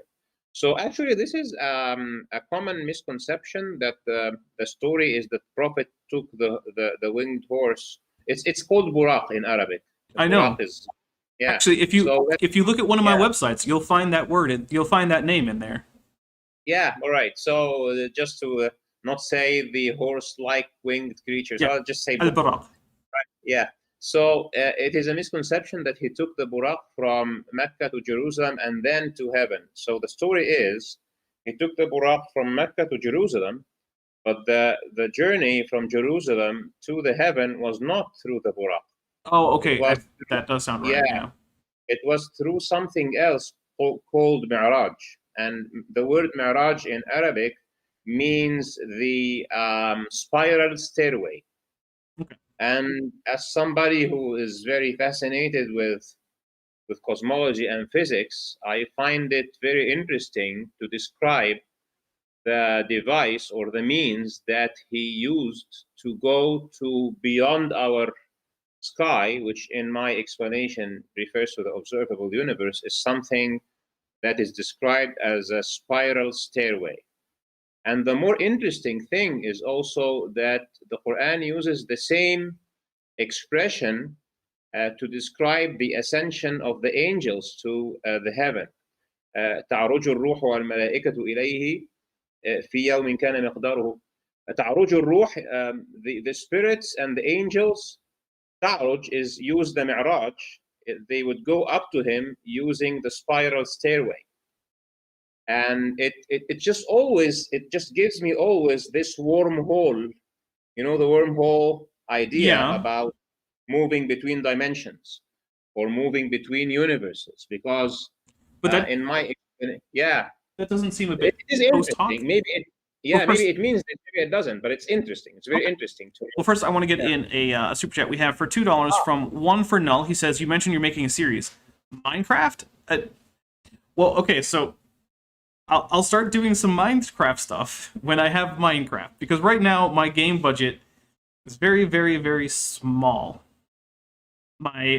It's essentially non-existent. If people don't get it for me, I'm probably not getting a game. There have been a couple exceptions here and there over the past year and a half, but I think in the last year and a half, I've probably spent less than $50 on video games. So, generally speaking, I don't have a video game budget. So, now, maybe if everyone signs up to my Patreon, that'll change.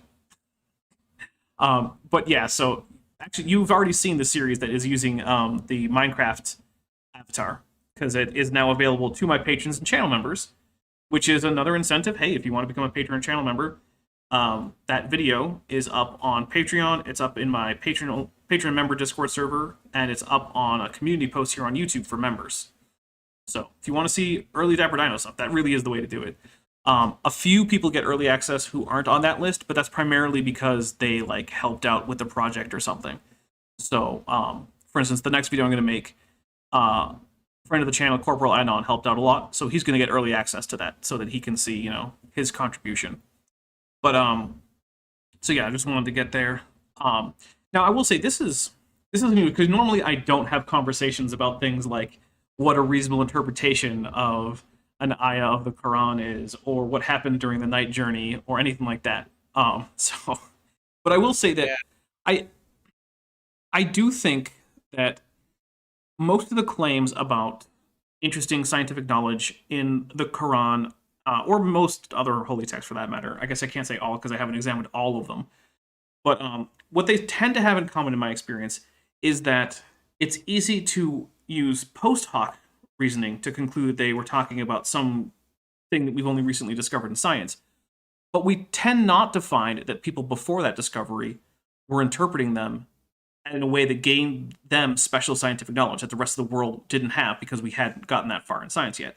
So what would be interesting for me is if, say, we had Islamic scholars from, earlier than the modern period of astronomy talking about an expanding universe with other, and they don't have to use all the same terms, but you can define terms carefully in any language. So even though these scholars wouldn't have used the word galaxy, because ultimately it comes from Latin, they would have their own presumably natively Arabic term, but they would be talking about these sort of island groups of stars and dust flung out through the vastness of space, and that space was so big that they could give whatever units they're using for measurement and give the big numbers to associate with them.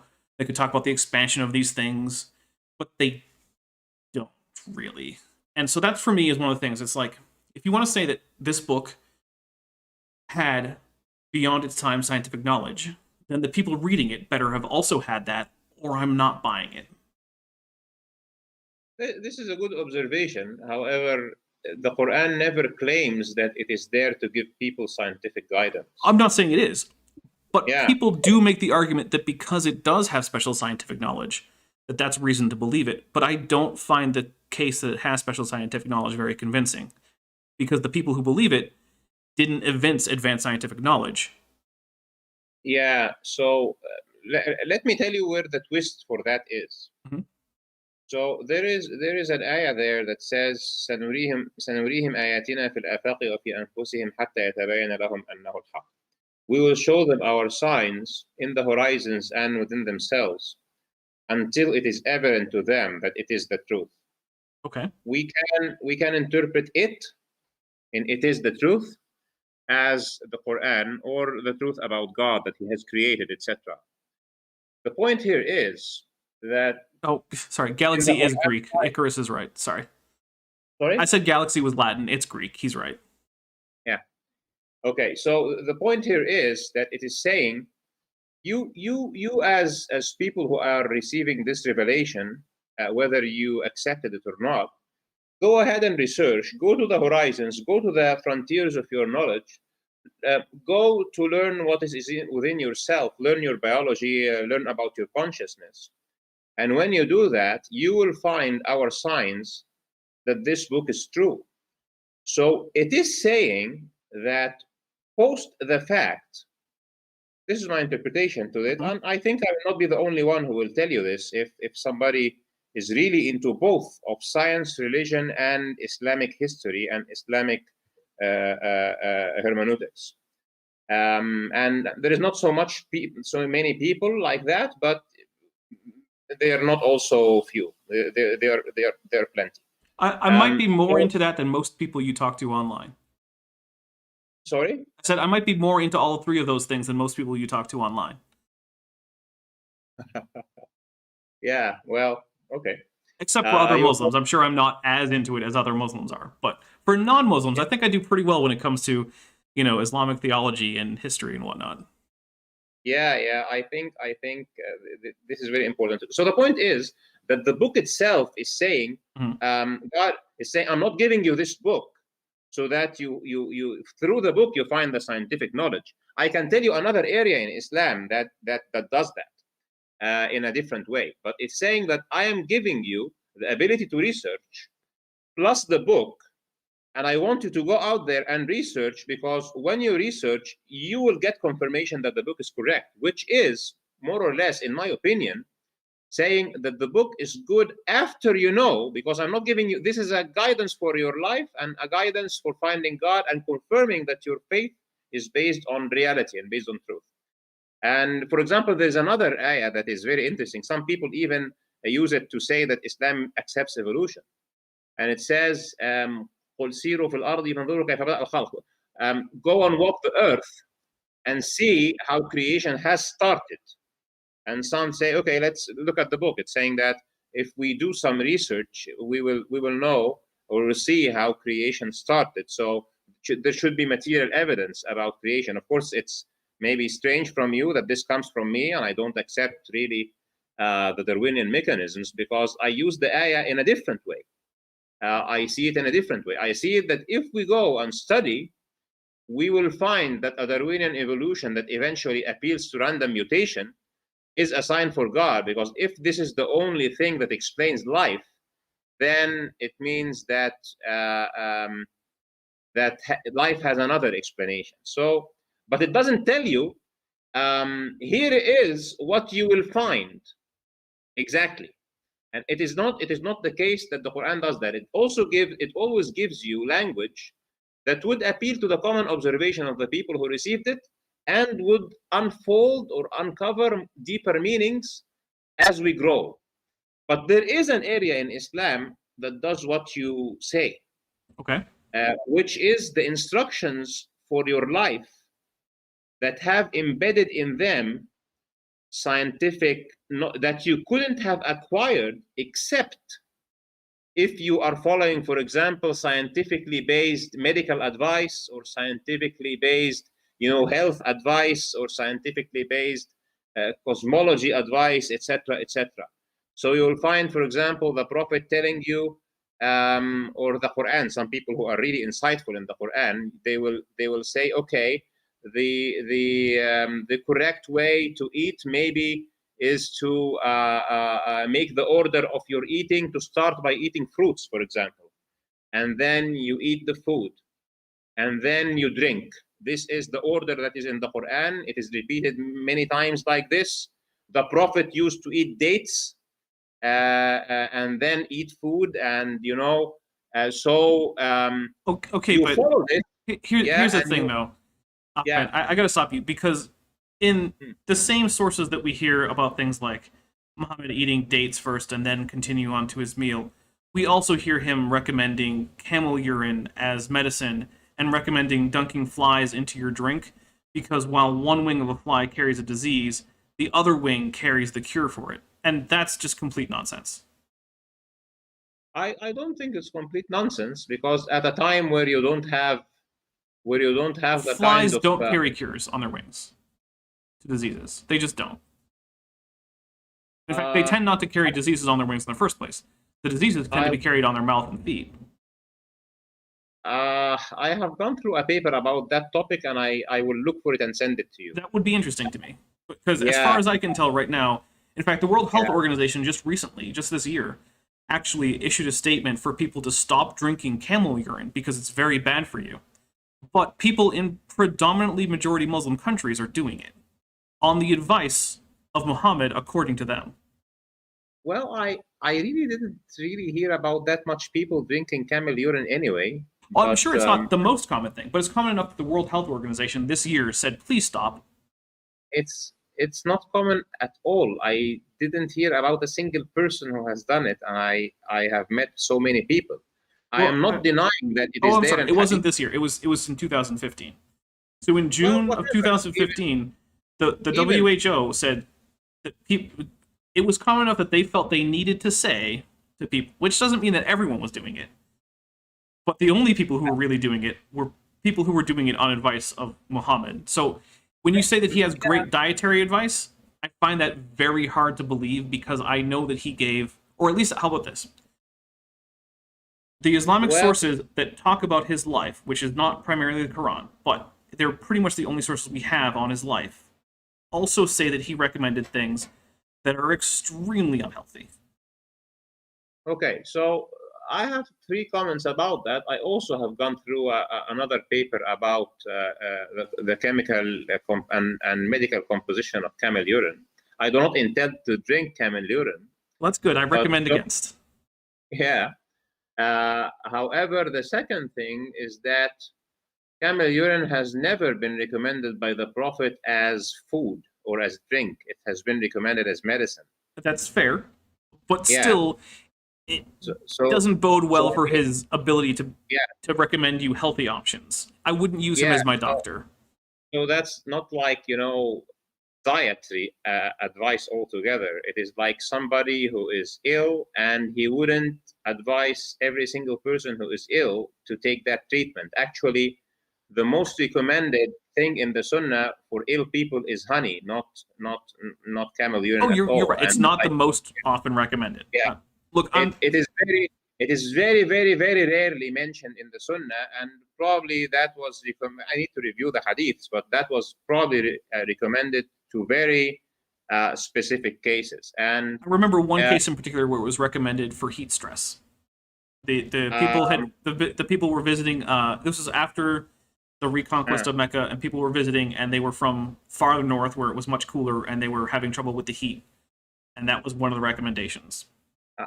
I cannot comment on that because maybe I did not go through the hadith, but it was recommended for specific cases. Yeah. And me and you and people who are not in the medicine industry or the pharma industry might be surprised about some stuff that is put into our medicine today that are maybe you wouldn't like to take if you know what is there. But Oh, anyway, I would so- like to take them. I just wouldn't like to take the entirety of their source, right?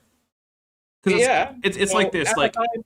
at a time where you cannot make extracts, chemical extracts, maybe the only feasible option was to take the entire source, because you do not have a dialysis mechanism for camels.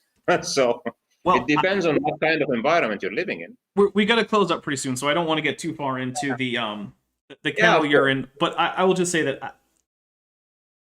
I don't find the health advice from what we have of the Sunnah to be hugely persuasive. But you might disagree, and I look forward to seeing that paper that you're going to try and find for me. But I want to say, well, we have actually send you a couple. One about the fly thing and one about the urine thing, because I'm sure I've gone through a Sounds couple great. of those two. Yeah. Why don't you let everyone know what else you have coming up on your channel, and then I'll do the Sure. same, and then we'll close this out. So there's 3 things coming. Dr. Joshua Swamidass, why he accepted, because he used to be an Earth creationist, and then he thought that evolution is okay. He has a little twist in it, and he is the author of this genealogical Adam and Eve book. So I'm having this with him Saturday 19th. And then we are having discussion towards the end of the month about endosymbiosis, actually. Let's say that the bigger topic is the eukaryote and whether endosymbiosis can explain it. And then later I have a debate on the cosmological argument. But since I'm not sure if the person is like you, he uses, he doesn't mention his name on his channel or not. Is the channel in his name or is in a name like Dapper Dino? I will not mention his name until I'm sure about that. But he's somebody who has a channel who talks about cosmology and astronomy, and we're gonna debate the cosmological argument. Okay. And actually, Steve would be moderating that one. So probably it will be on the Great Debate community. Another thing I am doing, I started the series in Ramadan, but I stopped because I'm going into all of those debates, is like this series which explains the Quran in the order of revelation. And I typically like to go through the scientific significance of some of the ayat. So I like that order. I think that's the order to read it in. Yeah, actually, we had a discussion on a private chat once about that, right? Yeah, and we did. That was one of the. Actually, tell you this, that was one of the things that when I thought, okay, how should I do this? I thought it has the benefit of explaining the Quran and also explaining the story of the Prophet in the same time. Yeah. And because as you say, if you look at the Quran totally out of context, sometimes you have the wrong idea about things. Yeah. So this is something, and I'm preparing for a course about why I find some of the stuff in evolution not very to be false, and what I find to be okay. And this is gonna happen somewhere mid-July, I guess. Still not announced. This is something I'm working. Well, cool. So real quick on my channel, Saturday we have another stream. I'm hoping to finish up my spirit science history. If you guys are of the opinion that young Earth creationism is silly, then you have not, you're barely even prepared for how crazy spirit science history is. Let's just say it's got space Jews in it. So I don't even know what to tell you. It's got Jews from this future of space. So it's crazy. Then Tuesday, it's still looking like I'm going to do a combination slightly belated birthday and 5K subscriber special stream. I don't know if or how I'm going to work that around, because Creationist, Dr. Dan, has a debate scheduled with Kent Hovind on that day. But of course, every time Kent Hovind schedules a debate, there's basically a 60% chance he's just not going to show up. So, actually it's closer to 70 if I'm being honest. So I'm not sure how that's going to work. Maybe it'll mean that I stream a little bit earlier or later than normal. I don't know. Maybe it'll mean I break it up into 2 streams, one being an after show. Who knows? We'll cross that bridge in a few days. That's really all I want to announce for now. There will be another scripted video next Thursday. I'm just not sure which one it will be. But with that, thank you very much, everyone. I've had a wonderful time tonight, although I am a little tired now. And it's, what is it, like 2 a.m. for you, Ahmed? Yeah, actually past that. Oh, okay. Well, good night, everybody. We'll see you later. Here's my outro. I just want to take a moment to thank my patrons and channel members, especially those pledging $20 or above: Bob Knob, Bent Hovind, Ian Chen, Chris Love, Sphincter of Doom, The Venerable Bede, and Patrick Dennis. My patrons and channel members really help make this channel possible, and without them, this channel wouldn't exist. If you would like to support me, you can click the join link on this channel below this video, Or you can click on my Patreon, link in the description, and pledge. On Patreon, there is an option for an annual subscription, which comes with a 10% discount. And joining the channel will give you access to my custom emojis. However, if a regular pledge isn't for you, I do have a merch store. And if monetarily helping out the channel isn't a thing you can do, every like, share, and comment really helps the channel.